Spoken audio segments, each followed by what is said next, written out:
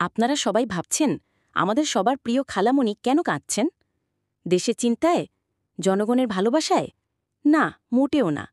আসল কারণ হল তার বানানো সেই বিখ্যাত কাঁঠালের বার্গার। এই বার্গারের পেটি বানানোর জন্য প্রথমেই লাগে প্রচুর পরিমাণে দেশি পেঁয়াজ। আর খালামণি যখন সে পেঁয়াজ কাটতে বসেন, তখন চোখের পানি আটকায় কে? এটাই তার কান্নার প্রথম কারণ। আর কাঁঠালের বার্গার বানানোর সবচেয়ে বড় চ্যালেঞ্জ কি? এর আঠা। এই আঠা হাত থেকে ছাড়াতে গিয়ে যে পরিমাণ কষ্ট হয়, তাতে যে কারো চোখে জল চলে আসতে পারে। খালামণিও তার ব্যতিক্রম নন। তবে আসল কারণটা অন্য। সব কষ্ট শেষে যখন বার্গারটা তৈরি হয় আর তিনি প্রথম কামড়টা দেন, এর স্বাদ এতটাই অসাধারণ, এতটাই স্বর্গীয় যে আনন্দের কান্নায় তার চোখ ভিজে ওঠে। এটা দুঃখের নয়, পরম তৃপ্তির কান্না। তো আপনারাও কি চান খালামণির এই সিক্রেট কাঁঠালের বার্গারের রেসিপি? তাহলে কমেন্টে জানান আর ভিডিওটি শেয়ার করুন।